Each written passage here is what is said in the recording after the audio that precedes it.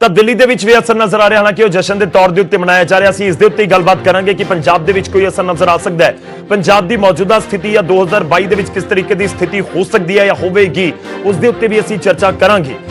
ਤੇ ਅਸੀਂ ਆਪਣੇ ਦਰਸ਼ਕਾਂ ਨੂੰ ਵੀ ਨਾਲ ਜੋੜਨ ਦੀ ਕੋਸ਼ਿਸ਼ ਕਰ ਰਹੇ ਹਾਂ। ਅੱਜ ਦਾ ਸਵਾਲ ਹਰ ਰੋਜ਼ ਦੀ ਤਰ੍ਹਾਂ ਜੋ ਪੁੱਛਦੇ ਹਾਂ, ਸਾਡਾ ਅੱਜ ਦਾ ਸਵਾਲ ਹੈ ਕਿ ਬਿਹਾਰ ਚੋਣਾਂ ਦੇ ਨਤੀਜਿਆਂ ਦਾ ਅਸਰ ਪੰਜਾਬ ਚੋਣਾਂ ਤੇ ਪਵੇਗਾ ਜਾਂ ਪੈ ਸਕਦਾ ਹੈ। ਹਾਲਾਂਕਿ ਮੈਂ ਵਾਰ-ਵਾਰ ਕਹਿ ਰਿਹਾ ਕਿ ਸਾਲ ਸਵਾ ਸਾਲ ਦਾ ਅਜੇ ਵੀ ਸਮਾਂ ਹੈ। ਸਿਆਸਤ ਕਿਹਾ ਜਾਂਦਾ ਹੈ ਕਿ 5 ਦਿਨ 10 ਦਿਨ ਮਹੀਨੇ ਦੇ ਵਿੱਚ ਬਦਲ ਜਾਂਦੀ ਹੈ, ਤਾਂ ਕਿ ਕੋਈ ਬਦਲਾਅ ਨਜ਼ਰ ਆ ਸਕਦਾ ਹੈ, ਕੋਈ ਇਸ ਦਾ ਅਸਰ ਨਜ਼ਰ ਆ ਸਕਦਾ ਹੈ। ਬਿਹਾਰ ਤੋਂ ਬਾਅਦ ਪੰਜਾਬ ਦੇ ਵਿੱਚ ਇਹਨਾਂ ਚੋਣਾਂ ਦਾ ਜਿਸ ਤਰੀਕੇ ਦੇ ਨਾਲ ਰਿਜ਼ਲਟ ਹੁਣ ਤੱਕ ਰੁਝਾਨ ਸਾਹਮਣੇ ਆ ਰਹੇ ਨੇ, ਹਾਲਾਂਕਿ ਕਿਸ ਦੀ ਸਰਕਾਰ ਬਣੇਗੀ, ਕਿ ਬਾਕੀ ਕਲੀਅਰ ਕੱਟ ਮੈਜੋਰਟੀ ਦੇ ਨਾਲ ਐਨਡੀਏ ਦੀ ਸਰਕਾਰ ਆ ਜਾਏਗੀ, ਬੀਜੇਪੀ ਆ ਜਾਏਗੀ, ਉਸ ਦੇ ਉੱਤੇ ਗੱਲਬਾਤ ਹੋਏਗੀ। ਅੱਜ ਦਾ ਸਾਡਾ ਸਵਾਲ ਕਿ ਬਿਹਾਰ ਚੋਣਾਂ ਦੇ ਨਤੀਜਿਆਂ ਦਾ ਅਸਰ ਪੰਜਾਬ ਚੋਣਾਂ ਦੇ ਉੱਤੇ ਪਵੇਗਾ। ਜੇਕਰ ਤੁਹਾਨੂੰ ਲੱਗਦਾ ਹਾਂ ਤਾਂ ਨਿਊਜ਼ 18 ਦੇ ਟਾਈਪ ਕਰੋ, ਉਸ ਤੋਂ ਬਾਅਦ ਸਪੇਸ PHH, ਉਸ ਤੋਂ ਬਾਅਦ ਸਪੇਸ ਤੇ ਟਾਈਪ ਕਰੋ Y। ਜੇਕਰ ਤੁਹਾਨੂੰ लगता है कि नतीजा का असर नहीं होएगा तो टाइप करो न्यूज़ 18 स्पेस दे के PHH स्पेस दे के N, इसको भेज दियो 56677 दे।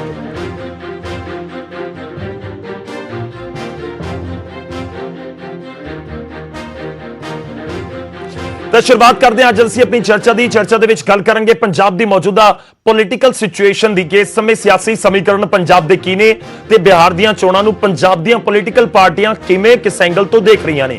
सब तो पहला तारुफ करवाना जिहड़े अज मेहमान साडे नाल जुड़ रहे ने, साडे नाल बरिंदर सिंह ढिल्लों जी जुड़ रहे ने, यूथ कांग्रेस पंजाब दे प्रधान ने। ढिल्लों साहब बहुत बहुत स्वागत है। साडे नाल प्रोफैसर मनजीत सिंह जुड़ रहे ने, सियासी मार ने बखूबी पंजाब दे पॉलिटिकल सिनारियो नूं सियासी समीकरणों नूं। प्रोफैसर साहब बहुत बहुत स्वागत है तुहाडा भी। साडे नाल जय कृष्ण रोड़ी जी जुड़ रहे हैं जो कि विधायक ने आम आदमी पार्टी दे। रोड़ी साहब तुहाडा भी बहुत बहुत स्वागत है। शुरुआत प्रोफैसर साहब मैं तुहाडे तो करन जा रहा। पहला सवाल यही कि बिहार दे चोणां नूं पंजाब दे नज़रिए नाल देखिया जावे जां ना, क्योंकि देश दी सियासत एक चीज हुंदी है तां कि असीं पंजाब दे किसी एंगल तो देख सकते हैं बिहार दीयां चोणां नूं, जिवें उत्थे इस समय नतीजे आ रहे हैं या रुझान आ रहे हैं। एग्जिट पोल का मैं इत्थे जिक्र जरूर करना चाहांगा, उस दे विच ज्यादातर तेजस्वी अगे दस्सिया जा रहा सी, तेजस्वी नूं अगे दस्सिया जा रहा सी, एनडीए पछड़दा नजर आया सी, पर नतीजे रुझानां दे विच बिल्कुल कुछ वखरी तस्वीर नजर आई है। प्रोफैसर साहब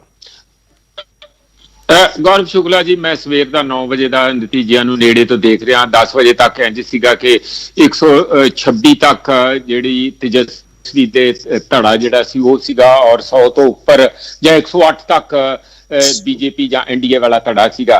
फिर वो एकदम 11 बजे तो बाद शिफ्ट हुंदा हुंदा सारा दिन काफी शिफ्ट ही रहा। अजे भी उन्होंने बढ़त बनाई हुई है, पर हुण फिर एक बार देख रहे हैं कि हौली हौली तेजस्वी जिहड़ा पहला 100 तो थल्ले सी, हुण 100 तो उपर 108 जां किन्ना आ गया।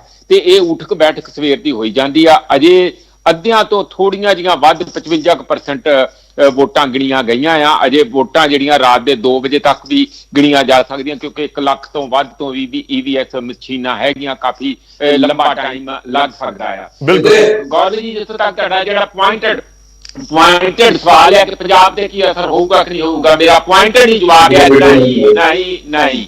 उसका कारण है कि पंजाब की भूगोलिक परिस्थिति और पंजाब का जिस किस्म की राजनीति है वो बाकी देश नालों राजनीति अलग तौर पर चलती है। तुसीं देख लो सारे देश के किसान वड्डे पद्धर ते सड़कों ते नहीं है, जबकि कानून सेंट्रलाइज्ड कानून हैगा, खेती के काले कानून जिन्होंने असीं कहने आ, पर पंजाब के लोग जिहड़े आ एकदम भी चैन नाल नहीं बहिंदे। इस करके जिहड़ी जिस तरीके नाल इत्थे दे लोकां दी मानसिकता हैगी आ जां जिस तरीके नाल इत्थे दे धर्मां ते जातां दा आपस विच जोड़-मेल जां जोड़-तोड़ हैगा जी, वो बिल्कुल उत्थे भूगोलिक डिफरेंस ही नहीं, मैं कहना इतिहासिक डिफरेंस करके भी ओदा कोई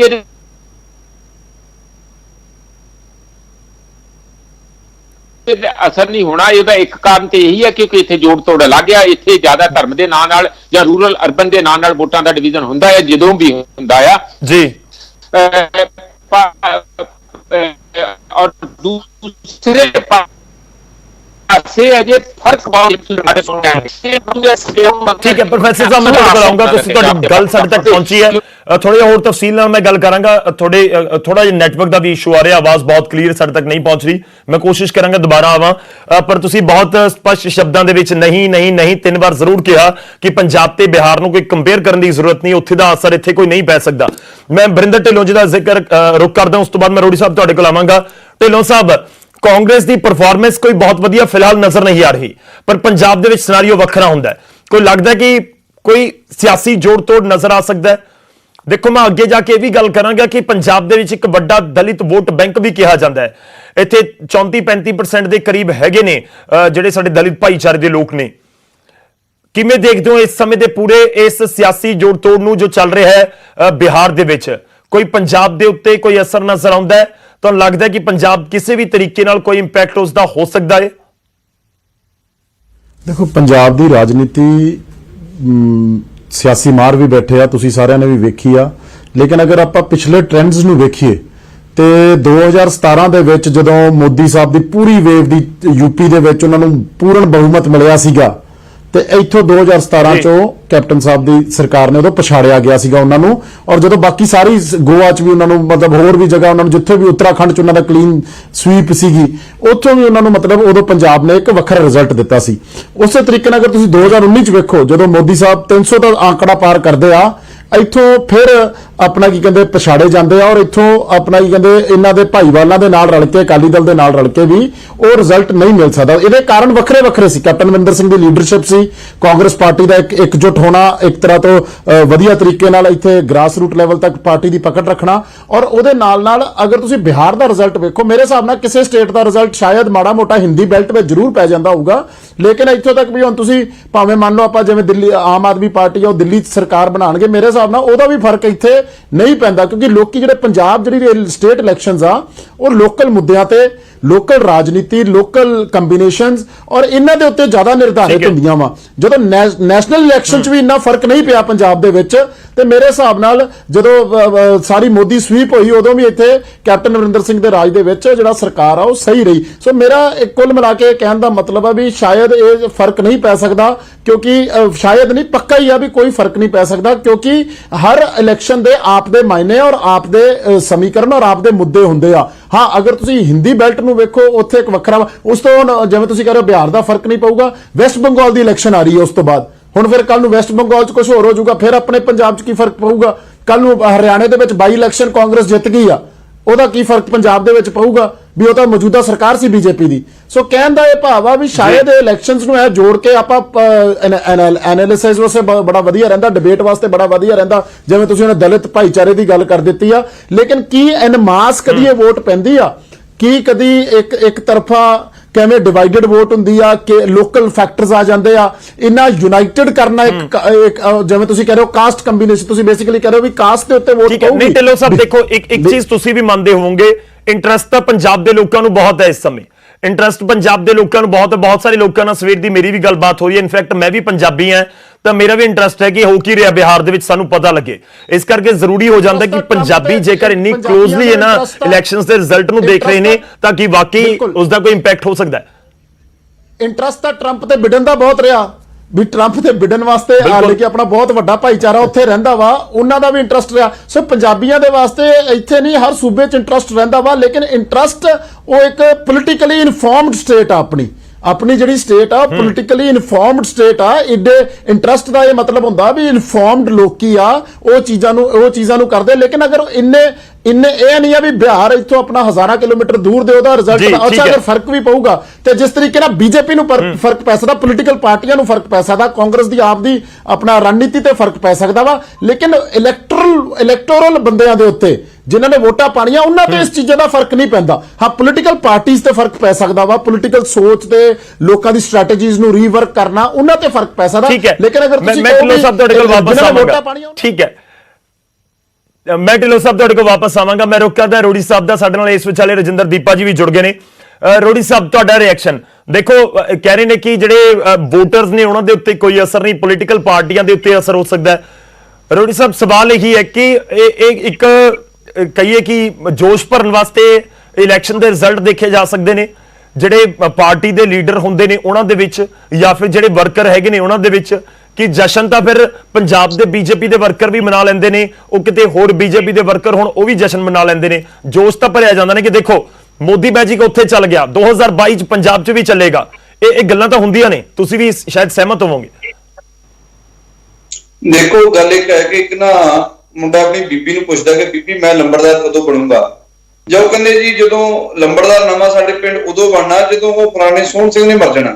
ਕਹਿੰਦਾ ਸੋਹਣ ਸਿੰਘ ਤੋਂ ਬਾਅਦ ਕਹਿੰਦੇ ਜੀ ਬੁੰਮਣ ਸਿੰਘ ਬਣ ਜੂ, ਕਹਿੰਦੇ ਬੁੰਮਣ ਸਿੰਘ ਤੋਂ ਬਾਅਦ ਉਹ ਬੀਬੀ ਕਹਿੰਦੀ ਭਾਵੇਂ ਸਾਰਾ ਪਿੰਡ ਮਰ ਜੇ ਪਰ ਤੂੰ ਲੰਬੜਦਾਰ ਨਹੀਂ ਬਣਦਾ। ਇਸੇ ਤਰ੍ਹਾਂ ਪੰਜਾਬ ਦੇ ਵਿੱਚ ਛੱਡ ਕੇ ਮੈਂ ਕਹਿੰਦਾ ਪੂਰੇ ਭਾਰਤ ਦੇ ਵਿੱਚ ਭਾਜਪਾ ਆ ਜਾਵੇ ਪਰ ਪੰਜਾਬ ਦੇ ਲੋਕ ਕਦੇ ਭਾਜਪਾ ਨੂੰ ਮੂੰਹ ਨਹੀਂ ਲਾ ਸਕਦੇ, ਕਿਉਂਕਿ ਭਾਜਪਾ ਨੂੰ ਹਮੇਸ਼ਾ ਜਿਹੜੀ ਪੰਜਾਬ ਦੇ ਕੋਲੋਂ ਮੂੰਹ ਦੀ ਖਾਣੀ ਪਈ ਹੈ। ਅੱਜ ਜੋ ਪੰਜਾਬ ਦੇ ਲੋਕਾਂ ਦੇ ਨਾਲ ਭਾਜਪਾ ਨੇ ਕੀਤਾ ਉਹ ਕਿਸੇ ਤੋਂ ਗੱਲ ਲੁਕਮੀ ਛਿਪਮੀ ਹੈ। ਤੁਸੀਂ ਕੇਂਦਰ ਦੇ ਵਿੱਚ ਦੇਖੋ ਭਾਜਪਾ ਪਿਛਲੇ 7-8 ਸਾਲਾਂ ਤੋਂ ਹੈ, ਕੇਂਦਰ ਨੇ ਪੰਜਾਬ ਨੂੰ ਦਿੱਤਾ ਕੀ ਹੈ? ਅੱਜ ਤੱਕ ਕੰਢੀ ਬੈਲਟ ਜਿਹੜੀ ਹੈ ਸਾਰੀ ਜਿਹੜੀ ਸੈਮੀ ਹਿਲ ਏਰੀਆ ਆ, ਅੱਜ ਤੱਕ ਆਰਥਿਕ ਗੜਜੋੜ ਦੇ ਵਿੱਚ ਤਾਂ ਉਹਨਾਂ ਨੇ ਸੱਤਾ ਦੇਖੀ ਸਰ ਪੰਜਾਬ ਦੀ, ਗੜਜੋੜ 'ਚ ਤਾਂ ਸੱਤਾ ਦੇਖੀ ਬੀਜੇਪੀ ਨੇ ਪੰਜਾਬ ਦੀ। ਨਹੀਂ ਉਹ ਤਾਂ ਚੋਰ ਕਿਸੇ ਦੇ ਮੋਢੇ ਤੇ ਰੱਖ ਕੇ ਦੇਖ ਲਈ ਵੱਖਰੀ ਗੱਲ ਹੈ, ਉਹ ਅਕਾਲੀਆਂ ਨੂੰ ਪਈ ਸੀ ਬੀਜੇਪੀ ਨੂੰ। ਜਿਹੜੀ ਮੇਰੀ ਬੇਨਤੀ ਹੈ ਦੇਖੋ ਇੰਡਸਟਰੀ ਪੈਕੇਜ ਆਇਆ ਬੀਜੇਪੀ ਨੇ ਪੰਜਾਬ ਨੂੰ ਬਾਹਰ ਰੱਖਿਆ, ਪਾਣੀਆਂ ਦਾ ਪੈਕੇਜ ਆਇਆ ਬੀਜੇਪੀ ਨੇ ਬਾਹਰ ਰੱਖਿਆ।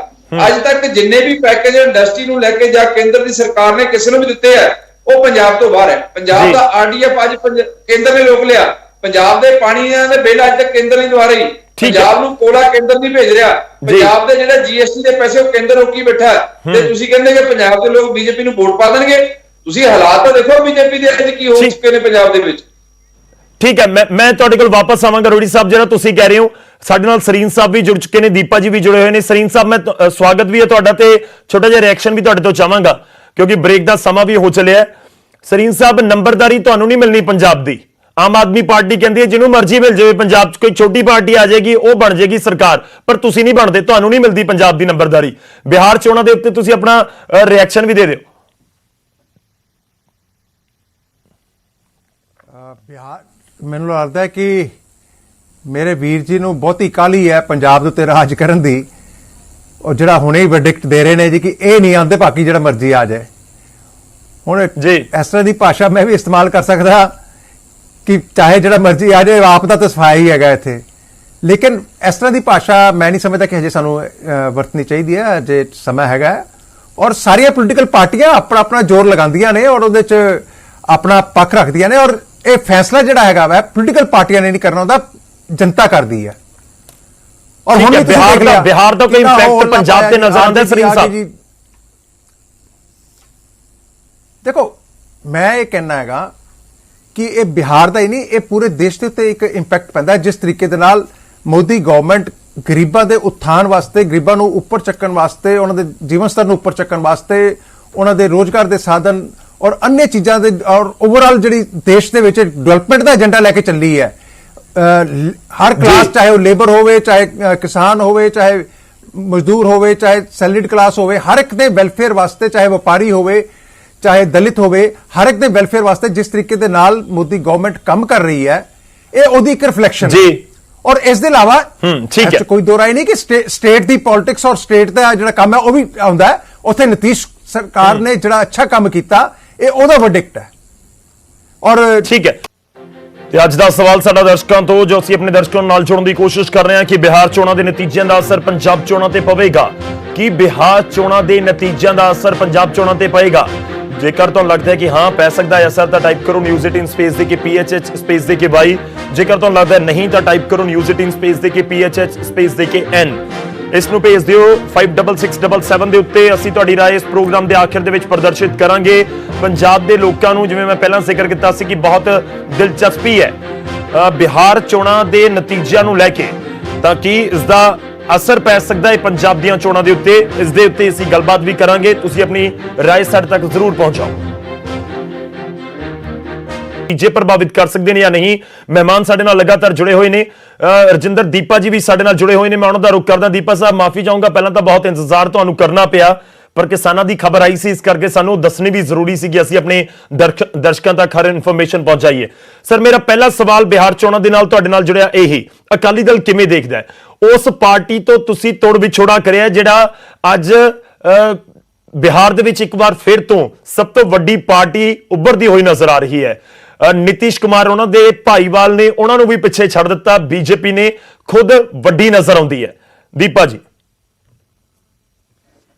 ਗੌਰਵ ਜੀ, ਜਿੱਥੋਂ ਤੱਕ ਬਿਹਾਰ ਦੀ ਗੱਲ ਹੈ, ਹਰ ਸਟੇਟ ਦੇ ਆਪਦੇ ਇਸ਼ੂ ਹੁੰਦੇ ਆ, ਆਪਦੀ ਪੋਲੀਟੀਕਲ ਪਾਰਟੀਆਂ ਹੁੰਦੀਆਂ, ਜਿਹੜੀਆਂ ਪੋਲੀਟੀਕਲ ਪਾਰਟੀਆਂ ਇੱਥੇ ਮੇਜਰ ਰੋਲ ਅਦਾ ਕਰਦੀਆਂ ਉਹ ਬਿਹਾਰ 'ਚ ਨਹੀਂ ਕਰ ਰਹੀਆਂ।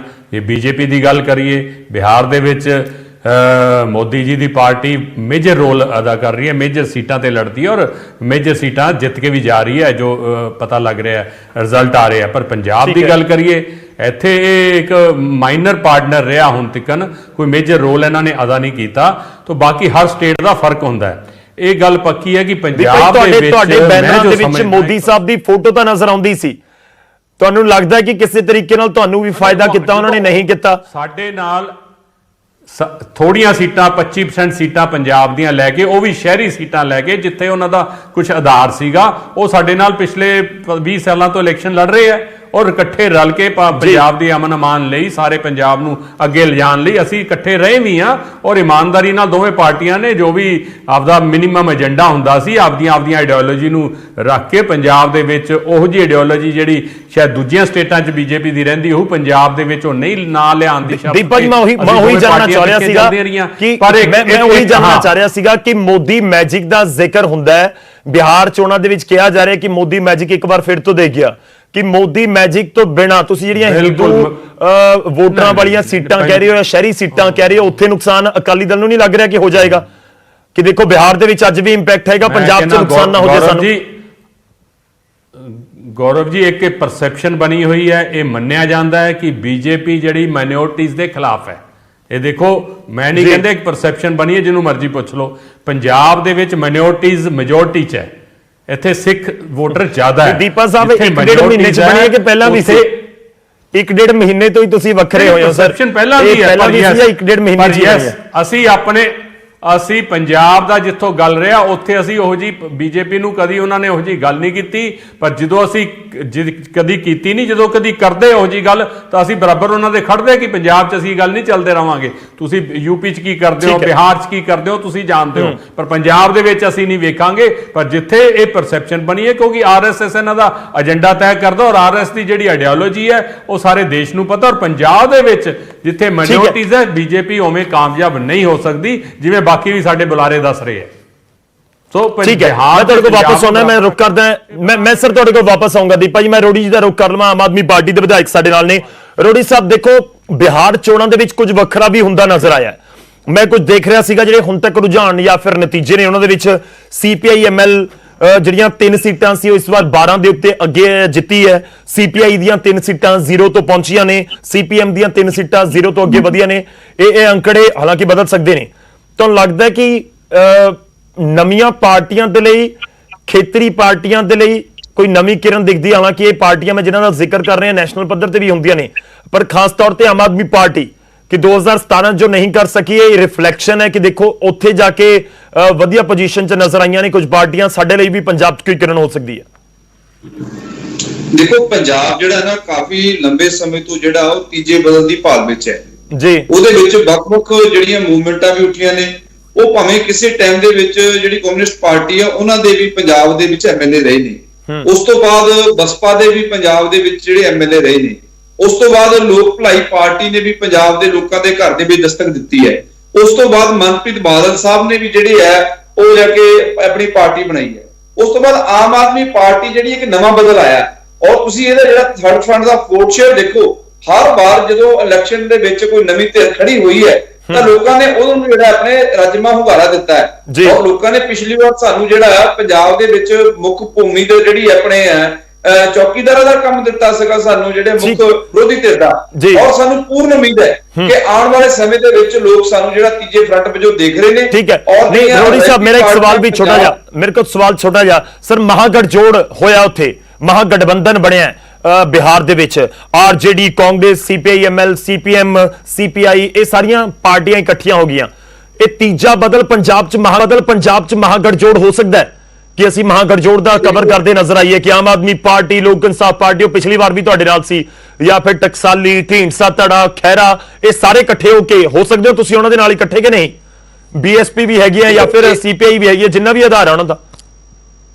ਇਹ ਜਿਹੜਾ ਫੈਸਲਾ ਆ ਸਾਡੀ ਪਾਰਟੀ ਦੀ ਕੋਰ ਕਮੇਟੀ ਦਾ ਹੈ, ਕੋਈ ਮੇਰਾ ਇੰਡੀਵਿਜੂਅਲ ਮੈਂ ਕੱਲਾ ਤੁਹਾਨੂੰ ਕਹਿ ਦਿਆਂ ਹੋ ਸਕਦਾ ਕਿ ਨਹੀਂ ਹੋ ਸਕਦਾ, ਕਿਉਂਕਿ ਇਹ ਆਉਣ ਵਾਲੇ ਸਮੇਂ ਦੇ ਗਰਭ ਦੇ ਵਿੱਚ ਗੱਲ ਹੈ। ਆਉਣ ਵਾਲੇ ਸਮੇਂ ਦੇ ਵਿੱਚ ਪਾਰਟੀ ਸਾਡੀ ਬੈਠੂਗੀ, ਸਾਡੀ ਕੋਰ ਕਮੇਟੀ ਬੈਠੂਗੀ, ਉਹਨਾਂ ਦੇ ਫੈਸਲੇ ਲੈਣ ਵਾਲੇ ਆ। ਪਰ ਮੈਂ ਜਿਹੜੀ ਬੇਨਤੀ ਕਰ ਰਿਹਾ ਸੀ ਕਿ ਤੁਸੀਂ ਵੋਟ ਸ਼ੇਅਰ ਦੇਖੋ ਕਿ ਜਦੋਂ ਵੀ ਤੀਜਾ ਫਰੰਟ ਕੋਈ ਨਵੀਂ ਧਿਰ ਉੱਠ ਕੇ ਆਈ ਹੈ, ਔਰ ਹੁਣ ਸਾਡੇ ਕੋਲ ਤਾਂ ਰੋਲ ਮਾਡਲ ਹੈ ਕਿ ਅਸੀਂ ਲੋਕਾਂ ਨੂੰ ਬਿਜਲੀ ਫ੍ਰੀ ਦੇ ਰਹੇ ਹਾਂ, ਪਾਣੀ ਫ੍ਰੀ ਦੇ ਰਹੇ ਹਾਂ, ਸਿਹਤ ਫ੍ਰੀ ਦੇ ਰਹੇ ਹਾਂ, ਐਜੂਕੇਸ਼ਨ ਫ੍ਰੀ ਦੇ ਰਹੇ ਹਾਂ, ਜਿਹੜੀਆਂ ਮੁੱਢਲੀ ਲੋੜਾਂ ਨੇ ਔਰ ਲੋਕਾਂ ਨੂੰ ਇਹ ਚਾਹੀਦੀਆਂ ਨੇ।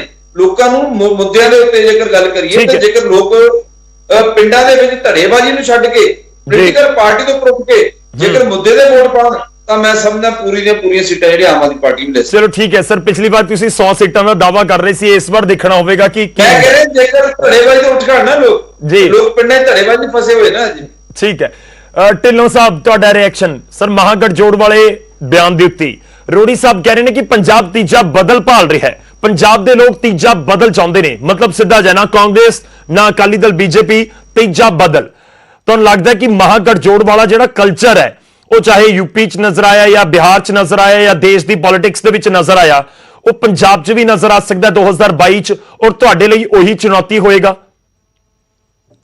ਗੱਲ ਜਿਹੜੀ ਇਹ ਕਰ ਰਿਹਾ, ਲੋਕ ਨਾ ਕੋਈ ਆ ਨਹੀਂ ਭਾਲ ਰਹੇ ਹੁੰਦੇ, ਬਦਲ ਭਾਲ ਰਹੇ ਹੁੰਦੇ ਜਾਂ ਕਾਂਗਰਸ ਨੂੰ ਭਾਲ ਰਹੇ ਹੁੰਦੇ ਜਾਂ ਅਕਾਲੀ ਦਲ ਨੂੰ ਭਾਲ ਰਹੇ ਹੁੰਦੇ। ਲੋਕ ਇਹ ਭਾਲ ਰਹੇ ਹੁੰਦੇ ਆ ਵੀ ਜਿਹੜਾ ਇਹਨਾਂ ਨੂੰ ਸਿਸਟਮੈਟਿਕਲੀ ਗਵਰਨੈਂਸ ਕਿਹੜਾ ਵਧੀਆ ਦੇ ਸਕਦਾ ਵਾ। ਇਹ ਜਿਹੜੀਆਂ ਇਹ ਗੱਲਾਂ ਕਰਦੇ ਆ ਵੀ ਆਪਣਾ ਕੀ ਕਹਿੰਦੇ, ਆਪਾਂ ਸਾਰੀ ਪੋਲੀਟੀਕਲ ਪਾਰਟੀਆਂ ਇਹ ਗੱਲਾਂ ਕਰਦੀਆਂ ਵਾ ਵੀ ਜਿਵੇਂ ਫ੍ਰੀ ਬੀਜ਼ ਦੀ ਗੱਲ ਕਰ ਰਿਹਾ ਉੱਥੇ ਤੁਸੀਂ ਵੇਖੋ ਆਰਜੇਡੀ ਨੇ ਮੇਰੇ ਹਿਸਾਬ ਨਾਲ 10 ਲੱਖ ਸਰਕਾਰੀ ਨੌਕਰੀਆਂ ਦੀ ਗੱਲ ਕੀਤੀ, ਲੇਕਿਨ ਉਹ ਚੀਜ਼ਾਂ ਕੀ ਉੱਥੇ ਪਹੁੰਚ ਸਕੀਆਂ? ਕੀ ਉੱਥੇ ਬੀਜੇਪੀ ਨੇ ਉਸ ਤੋਂ ਬਾਅਦ 19 ਲੱਖ ਨੌਕਰੀਆਂ ਦੀ ਗੱਲ ਕਰ ਦਿੱਤੀ।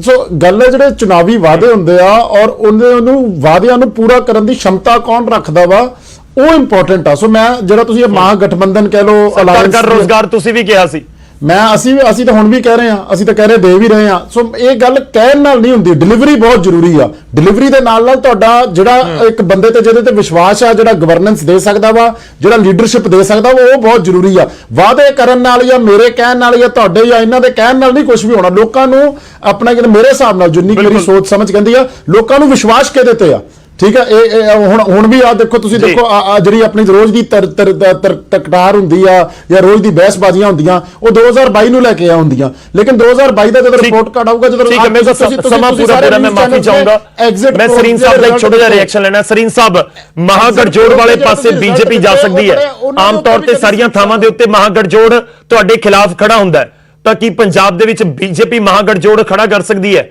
ਤੀਜਾ ਬਦਲ ਪੰਜਾਬ ਨੂੰ ਦੇ ਸਕਦੀ ਹੈ ਬੀਜੇਪੀ? ਸੋਚ ਰਹੇ ਉਸ ਤਰੀਕੇ ਨਾਲ ਸਰੀਨ ਸਾਹਿਬ?